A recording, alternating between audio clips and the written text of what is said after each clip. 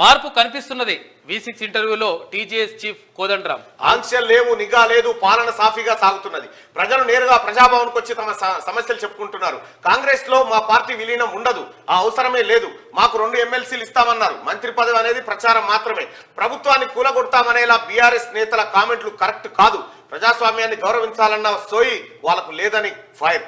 రాష్ట్రంలో కేసీఆర్ పాలనపై కాంగ్రెస్ ప్రభుత్వం రావడంతో నెత్తి మీద భారం దిగినట్టుగా ప్రజలంతా భావిస్తున్నారని టీజేఎఫ్ చీఫ్ ప్రొఫెసర్ కోదండరాం అన్నారు. ఆంక్షలు లేవు, నిఘా లేదు, ఎక్కడ చూసినా ప్రజలు ఉల్లాసంగా కనిపిస్తున్నారు. తమ సమస్యలను ప్రభుత్వానికి అధికారులకు చెప్పుకుంటున్నారు. వాట్సాప్ కాల్స్ వద్దు, మామూలు కాల్స్ చేయండి అని అంటున్నారు. సీఎం, మంత్రులు, అధికారులు విజిటర్ తో సెక్రటేరియట్ కలకల్లాడుతున్నదని చెప్పి అని చెప్పి ఒకప్పుడు కేసీఆర్ ఉన్నప్పుడు ఎవరైనా అధికారి మాతో మాట్లాడి సార్ వద్దు సార్ వాట్సాప్ కాల్ వద్దు, ఇంకో దాంట్లోకి ఏం చేయి, ఇంకో దాంట్లోకి ఏం చేయి, గిన్నె ఉంటుండే. ఇవాళ కేసీఆర్ గద్దెది, కేసీఆర్ పీడ తెలంగాణకు పోయినాక నార్మల్ కాల్స్ మాట్లాడుకొని నిఘా లేదు, ట్యాపింగ్లు లేవు, ఏమీ లేవు. ధర్నా చౌక్ ఓపెన్ అయిపోయింది. ఎవరు పడితే వాళ్ళు స్వేచ్ఛగా మాట్లాడుకునేటువంటి అవకాశం ఉంది. వామ్మో కేసీఆర్ పాలన అదొక